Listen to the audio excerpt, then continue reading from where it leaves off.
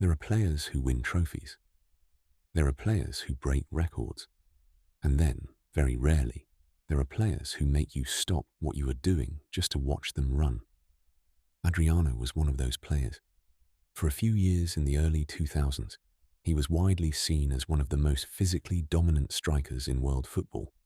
A left foot that generated power that seemed almost unfair. A frame that defenders could not move. A presence on the pitch that made opposition goalkeepers quietly dread the moment the ball fell to his left side. He was called L'Imperatore, the Emperor. And for a time, the name fit perfectly. He played in the great Serie A nights, under the floodlights of San Siro, in front of crowds that had seen some of the finest footballers of all time. He became one of the central attacking figures of Brazil's next generation.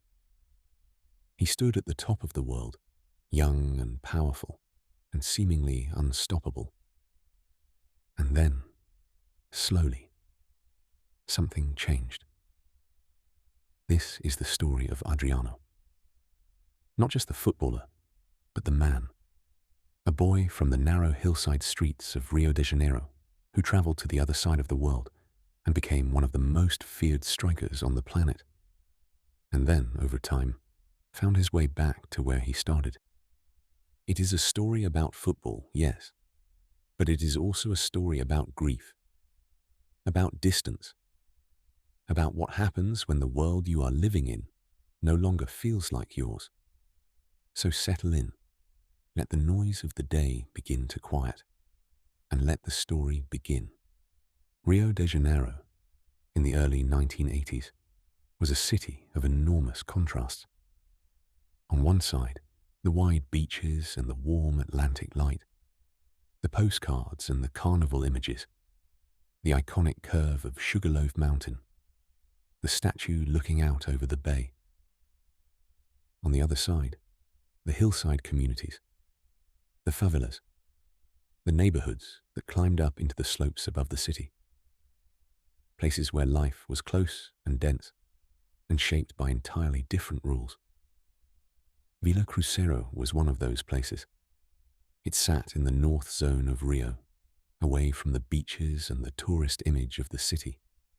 A neighborhood of close-packed streets, of community, of families living in proximity to each other, shaped by the rhythms of daily life in one of the city's most challenging environments. It was here, on February 17th, 1982, that Adriano Leite Ribeiro was born. His full name was Adriano Leite Ribeiro. He was the second child in his family. His father, Amir Ribeiro, was a worker, a steady presence in the household, a man who would go on to be one of the most important people in his son's life. From the beginning, Adriano was physically large for his age, strong, built with a kind of natural solidity that would eventually define his playing style. But as a child, he was simply a boy growing up in a Brazilian neighborhood. And like so many children in those neighborhoods, the center of his world was football. In Brazil, and particularly in communities like Villa Cruzeiro, football was not simply a sport. It was the language of the street, the measure of a boy's ability, the thing that gave shape to free time and defined social standing. The small concrete courts, the futsal pitches, the games that stretched on through the warm afternoons and into the evening hours. Adriano played on those courts. He played in the street. He played wherever there was space and a ball and others willing to join. He was always strong, always powerful. And from a young age, there was something about his left foot that people noticed. A heaviness to his shot. A quality that was different from other boys. Football in Brazil at that level was not organized or structured. It was organic. It was boys playing because they loved it, because it was what they did, because the street was the training ground and the game itself was the teacher. And in that environment, Adriano learned the basics of the sport, not through drills or coaching sessions, but through thousands of hours of informal play, of watching, of competing with boys older and stronger than himself. The path from the streets of Vila Cruzeiro to professional football in Brazil ran, as it did for many players of that generation, through the clubs that maintained youth academies and looked for talent in the neighborhoods of Rio. Flamengo was, and remains, one of the great institutions of Brazilian football. Founded in 1895, the club built a passionate following across Brazil, particularly in Rio de Janeiro, where it was woven into the fabric of the city in a way few clubs anywhere in the world could claim. Flamengo had a tradition of producing and developing young talent. Their youth academy was a place where technically gifted and physically imposing boys from across Rio could find structure, coaching, and a pathway into the professional game. Adriano was spotted by Flamengo as a young teenager. The details of exactly when and how are less important than what happened once he arrived. Because at Flamengo's academy, the raw material that had been developing through years of street football began to take shape within a more formal environment. He was tall. Already by his early teens, he was growing into the frame that would eventually make him one of the physically dominant players in European football. And combined with that natural strength was technical ability, particularly with his left foot, that set him apart from the other young players around him. Youth football in Brazil at that time was competitive and intense. The academies were not gentle environments. There were many boys with talent. The ones who progressed were those who had something extra, something that marked them out even when competing against others who had also been identified as gifted. Adriano had that quality. His shooting power was already remarkable as a teenager. The way the ball traveled when he struck it cleanly was something coaches and scouts noted. It was not just force, but precision within that force, the ability to generate pace and placement simultaneously. He moved through the youth ranks at Flamengo with a steadiness that suggested he was on a different trajectory from most of the boys around him. By the time he was 16 and 17, he was already attracting attention beyond the youth teams. The professional game was beginning to take notice. Youth football at the international level for Brazil was, during the late 1990s, a serious and well-organized competition. Brazil's reputation in the global game meant their youth teams were always expected to compete for the highest prizes at junior tournaments, and the players who wore those shirts at that age were understood to be the next generation of one of football's great producing nations. Adriano represented Brazil at youth level, and he did so in a way that confirmed what those watching him at Flamengo had been suggesting for some time. He was powerful, mobile for his size, technically capable, and possessed of a left foot that at youth international level was simply in a different category from most of what he was competing against.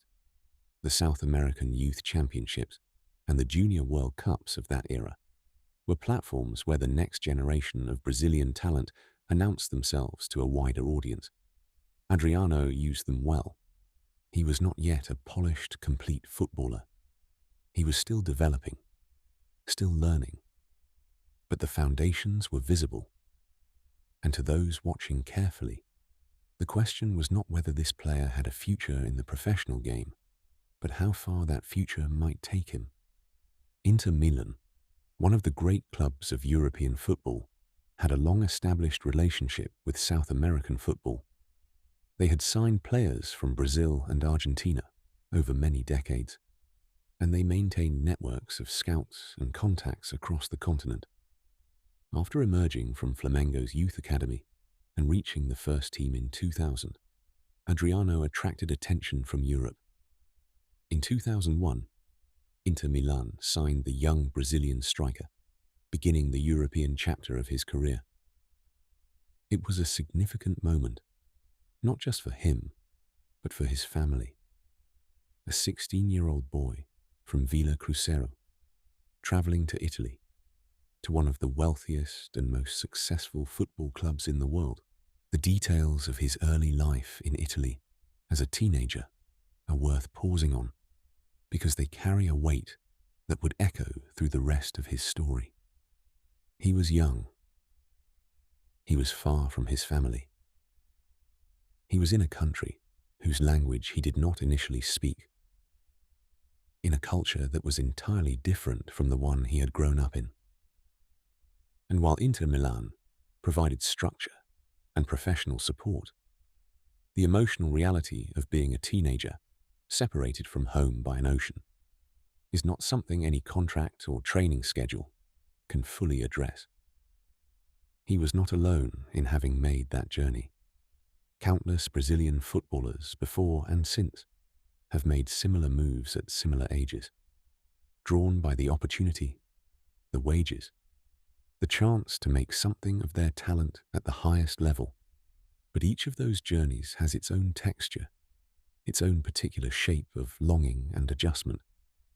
And for Adriano, the distance from Rio de Janeiro, from Villa Cruzeiro, from his father and his family, would remain a thread that ran through everything that followed.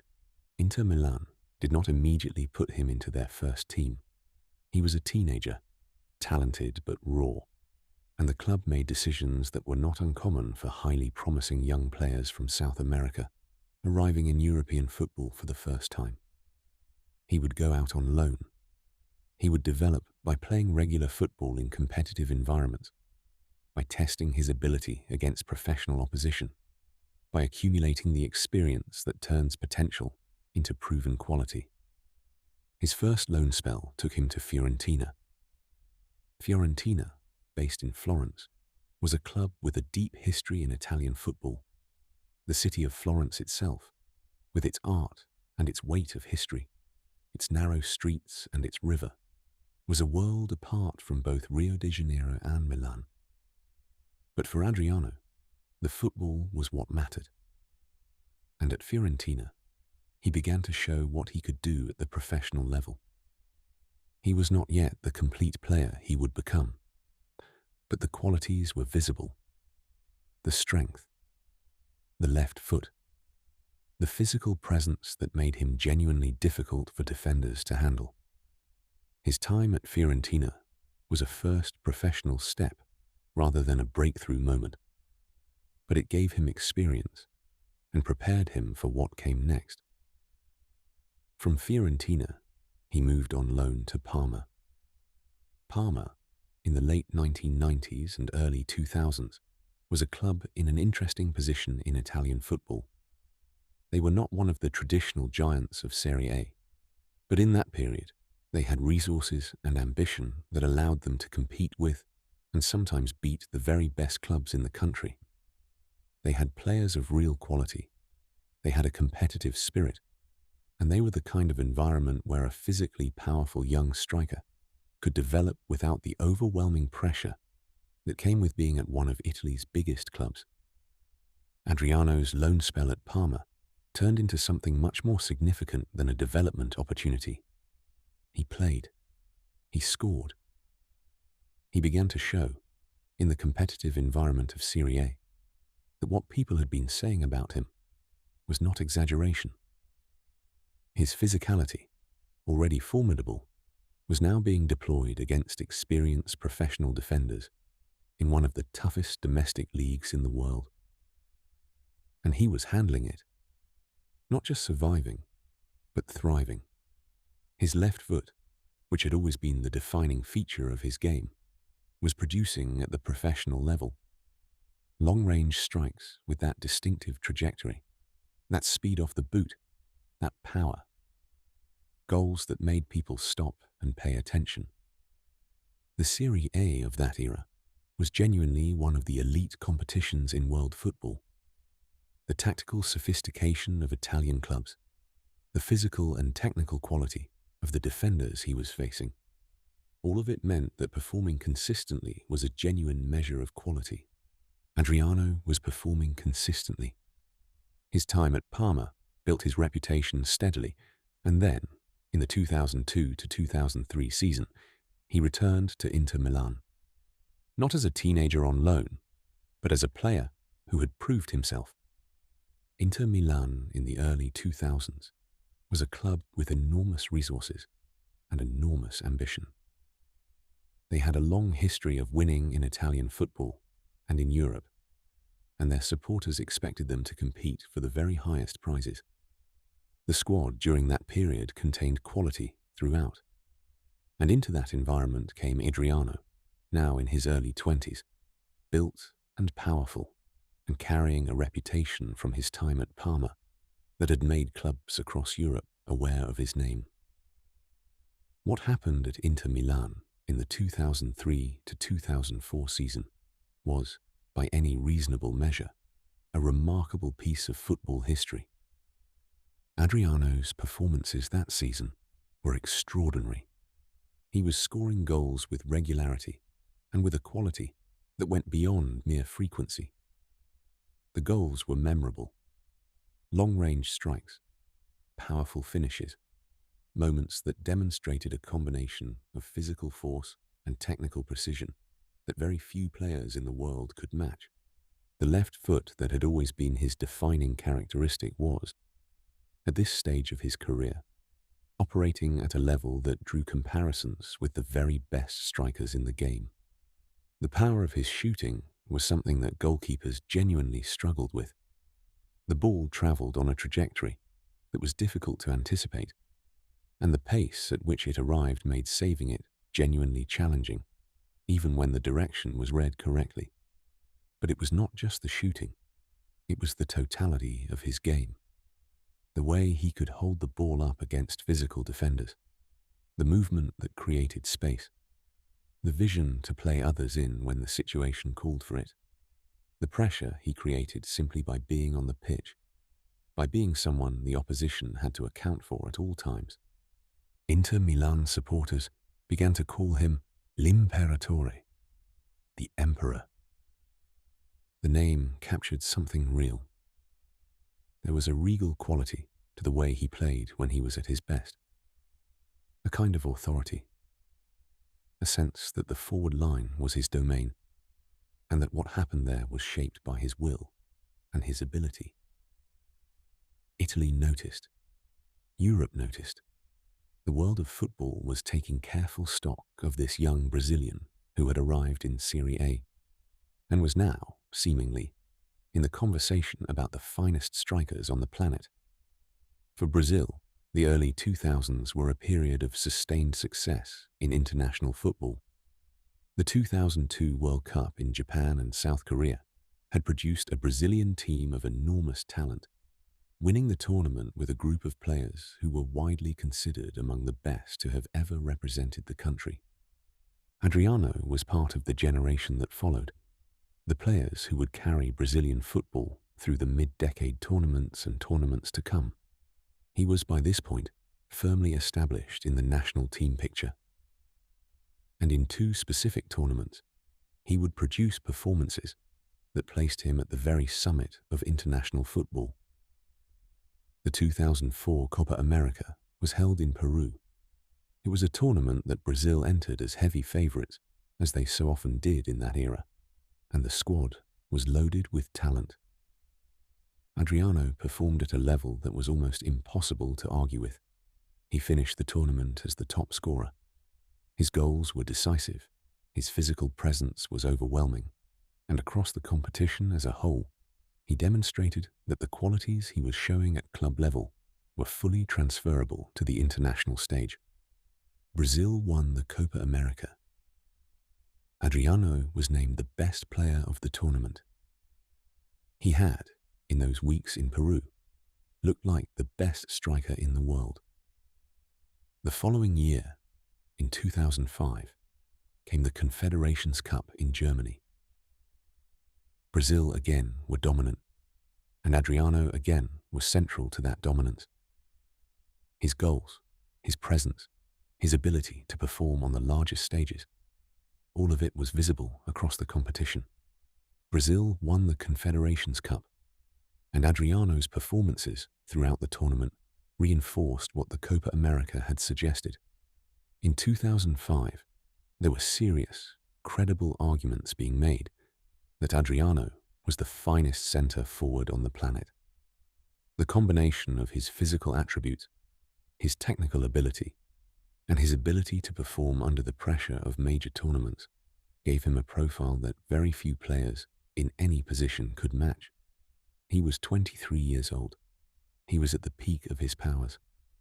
And the world of football was watching him with the kind of attention that comes before a player is formally recognized as one of the all-time greats. But before those 2005 performances, before the Confederations Cup and the renewed wave of attention and acclaim, something had happened that would reshape Adriano's life in ways that the world of football would take years to fully understand. In December 2004, Adriano's father, Almir Ribeiro, died. He died of a heart attack. He was 54 years old. For Adriano, this was not simply the loss of a parent in the way that loss is universally experienced. It was the loss of the person who was, by most accounts, the central anchor of his emotional life. The relationship between Adriano and his father had always been close. Almir had been present through the years of development at Flamengo, through the departure to Italy, through the loan spells, and the slow rise through the professional ranks. He was the connection to home, to Villa Cruzeiro, to the world Adriano had come from before football took him somewhere else entirely. When Adriano left Brazil as a teenager and went to Europe, his father was the thread that connected him to what he had left behind. The phone calls, the visits home, the knowledge that his father was there, were all part of the structure that allowed him to function in the very different world he was now inhabiting. And then, suddenly, that thread was cut. Adriano was 22 years old when his father died. He was in Italy, in the middle of a football season, far from Rio de Janeiro, when the news arrived. The grief that followed was not something that followed a simple or predictable path. He flew back to Brazil for the funeral. He spent time with his family, and then he returned to Italy, to the demands of professional football, to the rhythms of a life that suddenly felt profoundly disconnected from the person he had been, and the things that had given his world meaning. The connection between grief and the difficulties that followed in Adriano's career has been widely discussed and widely acknowledged, including by Adriano himself in various interviews over the years. He has spoken about how the loss of his father changed him, about the emptiness that followed, and the difficulty of processing that kind of grief while living in a foreign country, surrounded by the professional obligations of elite football, at an age when the emotional tools for dealing with that kind of loss were not fully developed. The 2005 Confederations Cup performances, extraordinary as they were, may have been in some sense a final sustained expression of the player Adriano had been before December 2004, because in the period that followed, the pattern of his career began to change. The consistency that had defined his best years began to break down. There were still performances that reminded people of his quality, moments when the power and the left foot and the physical authority were visible, moments that briefly suggested he had found his way back to the level he had reached in 2004 and 2005. But there were also long stretches of absence, of reduced form, of a player who seemed to be somewhere else, even when he was on the pitch. Reports began to emerge that Adriano was struggling with alcohol, that he was returning to Brazil during periods when he should have been preparing for matches, that the discipline and the focus that elite football demands were becoming increasingly difficult for him to maintain. At Inter Milan, his absences and his declining form created a complicated situation. He was still a player of enormous ability. The talent was never in question, but talent alone cannot sustain a career at the highest level if the conditions needed to deploy it consistently are not present, the club tried to accommodate him. They were patient. There were periods of return, of renewed promise, of Adriano looking like he might recover the form that had made him one of the most feared strikers in the world. But the consistency never returned in the way that Inter and those who admired him had hoped. The late 2000s were a period of gradual transition, both for Adriano's club career and for his public image. He was no longer the dominant force of 2004 and 2005. That version of him, the one that had looked capable of becoming the greatest striker in the world, had given way to something more complicated. His time at Inter Milan came to an end.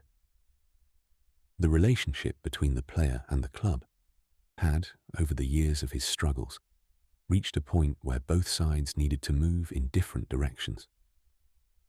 Adriano's return to Brazil, and specifically to Flamengo, was announced in 2009.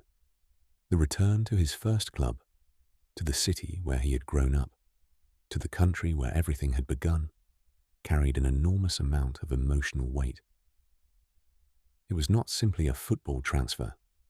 It was a homecoming, and it was received as such by the Brazilian public and by Flamengo's deeply passionate supporter base. There was genuine excitement. There was hope.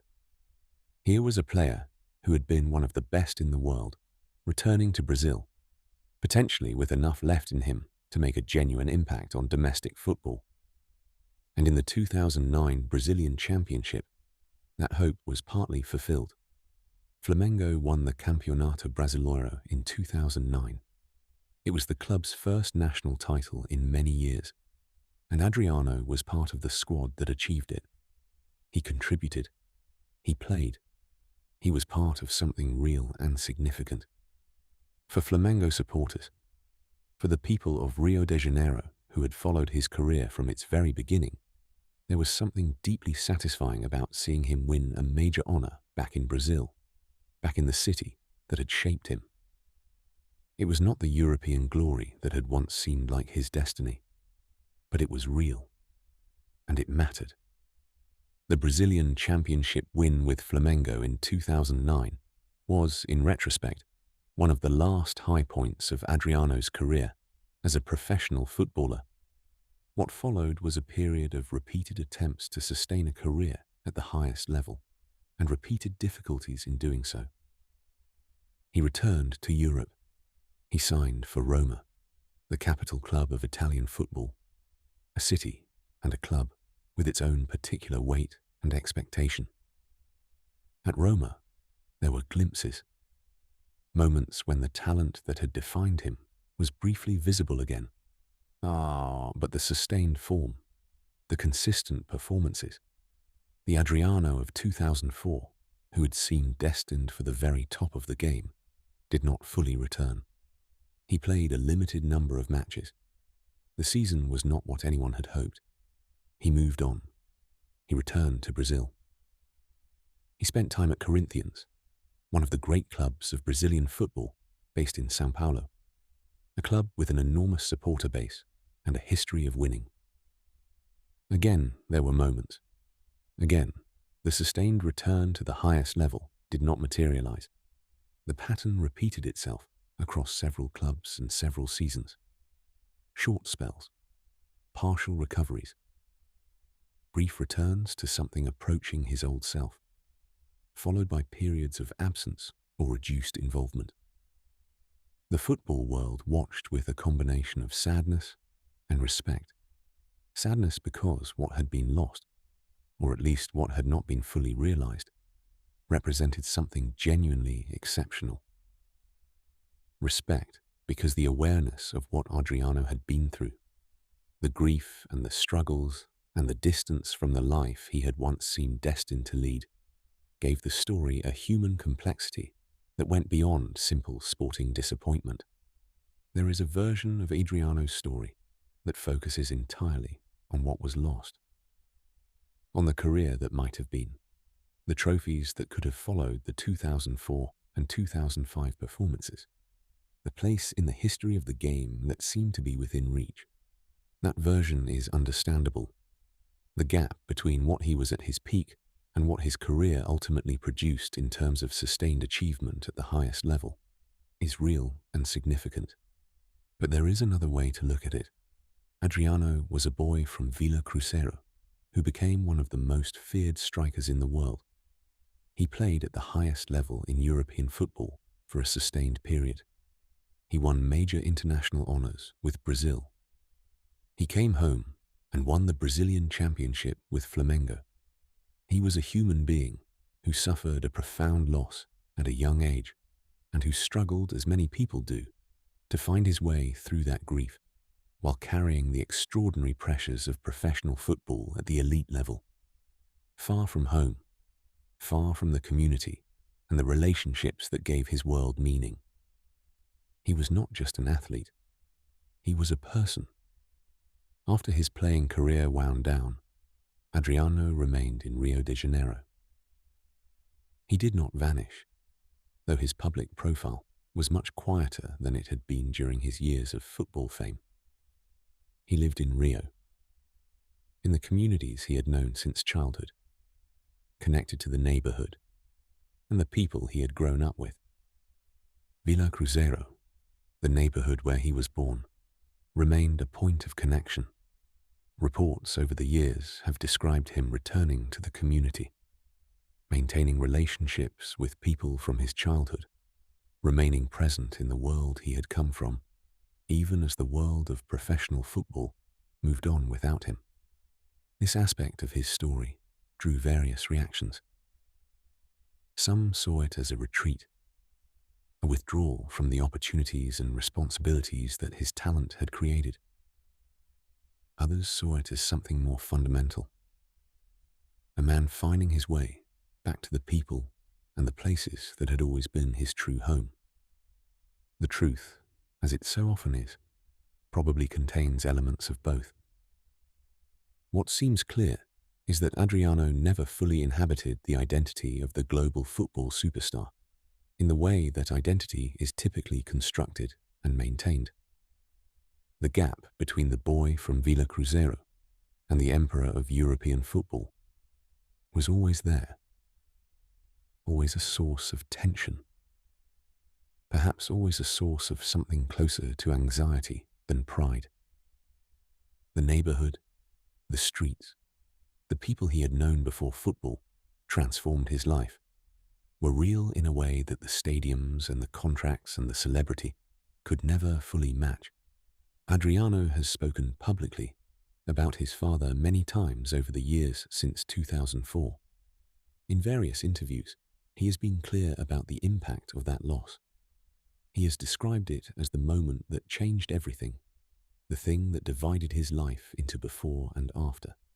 He has spoken about drinking in the years following his father's death, about the difficulty of being alone in Italy, far from his family, trying to manage grief while maintaining the obligations of professional football.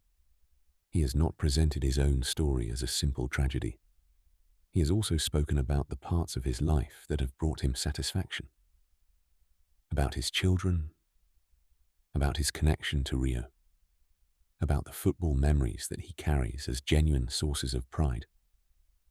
But the loss of his father stands in his account of his own life as the pivotal moment, the thing around which everything else, the decline in performance, the personal struggles, the slow departure from the highest levels of the game, ultimately turned. The football world's memory of Adriano is interesting to consider. He is remembered with genuine warmth by supporters of Inter Milan, who saw him at his best and know what it felt like to watch him perform at that level. The goals he scored in that shirt, the physicality and the technical quality he brought to the team during the years of his peak, those things are part of Inter's history. He is remembered in Brazil with a particular kind of affection that goes beyond the results and the statistics. He was one of their own, a boy from a Rio favela who went to Europe and reached the summit of the game. His story is woven into the broader narrative of Brazilian football, not as a clean success story, but as something more complicated and perhaps more human. He is remembered in Parma for what he was during his years there, a young player of genuine brilliance, a striker who arrived with a reputation and then exceeded it. And he is remembered by football people, generally, as one of those players who represent a particular kind of possibility. Not the possibility of perfect achievement, but the possibility of extraordinary talent, and the particular fragility that can accompany that talent when the conditions that surround it do not hold. Left feet. There have been many great left-footed footballers in the history of the game. Players whose left foot was so dominant, so technically refined, so capable of doing things that seem to exceed what the human body should be able to do with a ball, that they became defined by it. Adriano's left foot belonged in that conversation. The quality that made it remarkable was not simply the power, though the power was genuinely extraordinary. It was the combination of power and accuracy, the ability to generate that pace and that force while still directing the ball with precision, to make a shot that travelled fast enough to challenge any goalkeeper, while also finding the corners that gave goalkeepers the least chance of response. He scored goals from outside the penalty area that sent the ball into the net with such velocity that the net itself seemed to resist before accepting the inevitable. He scored from distances that invited comparison with the greatest long-range strikers the game had seen. When that left foot connected cleanly, the sound that travelled through the stadium was distinctive. A hard, sharp crack, the sound of a ball struck at the absolute limit of what a human being can generate, followed by the low arc of a shot that dropped and swerved and arrived at its destination before the goalkeeper had finished the process of deciding where to move. It was a genuinely remarkable physical gift, and it was, for a few years in the early 2000s, operating at the very peak of what that gift could produce. San Siro at night. There is a particular atmosphere to that stadium when a big match is being played under the lights. The scale of it, the height of the stands, the way the light falls across the pitch in the middle of all that darkness, the noise of tens of thousands of people contained within the bowl of the stadium, rising and falling with the action. Adriano played in that stadium many times as an Inter Milan player. He scored goals in that stadium that became part of its history. The connection between a player and a ground, between a person and a place, is one of the quieter things in football, not always remarked upon, but real. The way a stadium remembers the players who perform there, the way those performances become part of the identity of the place. San Siro has many such memories, many players who wore Inter or Milan shirts over the decades and left something of themselves there, in the atmosphere of the place, in the recollections of the people who watched. Adriano is among them. Rio de Janeiro, from a certain height, is a city that looks like it was arranged by someone who understood beauty as well as geography. The mountains and the sea, the green of the hills and the blue of the water. The way the city fits into the landscape, nestled and climbing and spilling out toward the coast. From Villa Cruzeiro, which sits up in the hillside neighborhoods of the North Zone, the city spreads below in a different direction, less the postcard view, more the lived reality of a Brazilian urban community.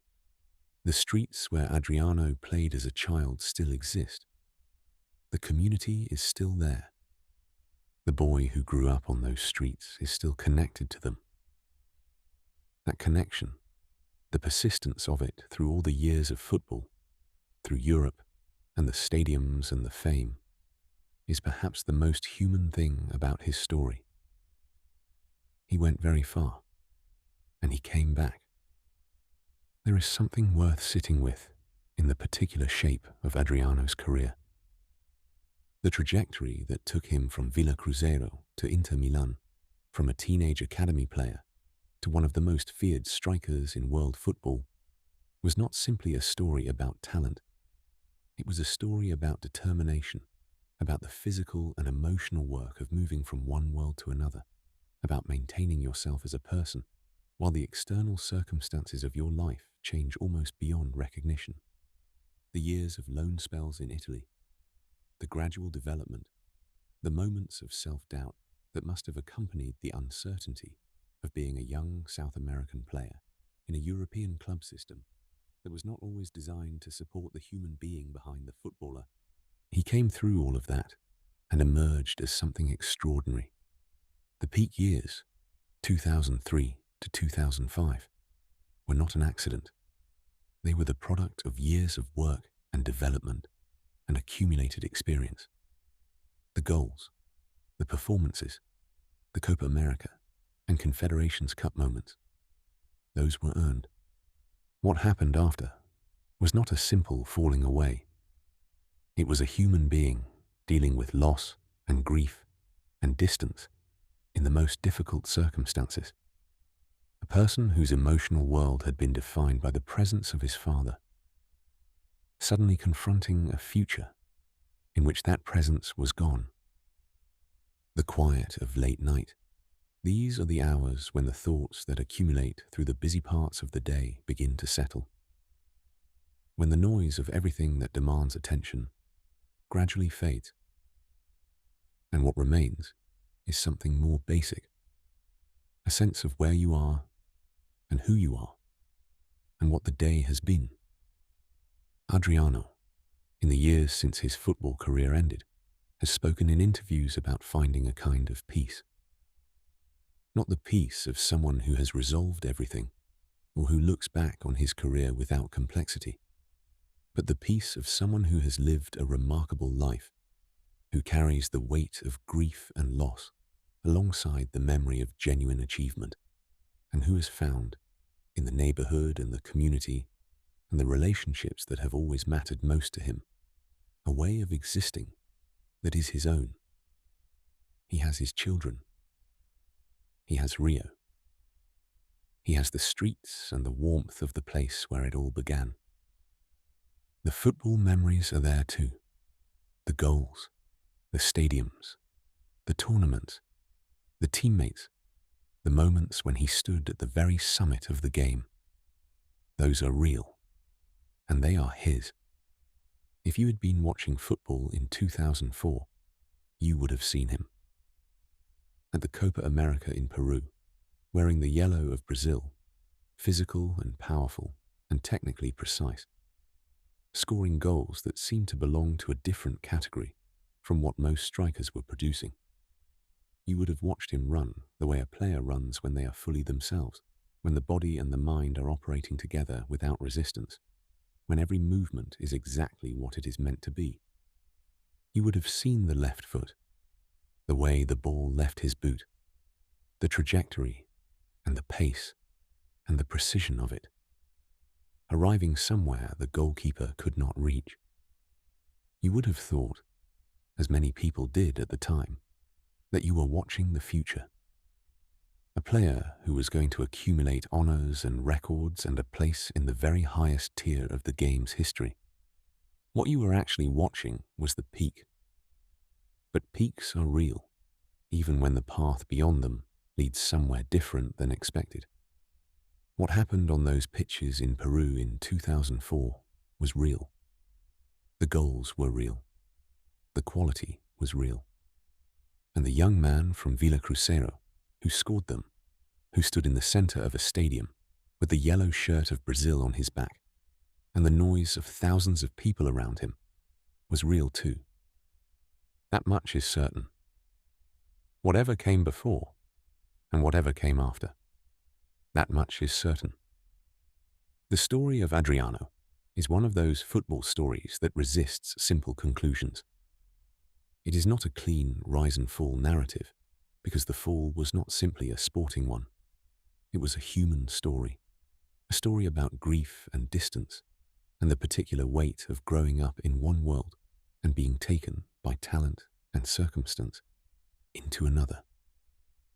It is not a redemption story in the conventional sense, because the conventional redemption of the fallen star, the great return to form and glory, did not come. But there is something in it that might be called a different kind of resolution.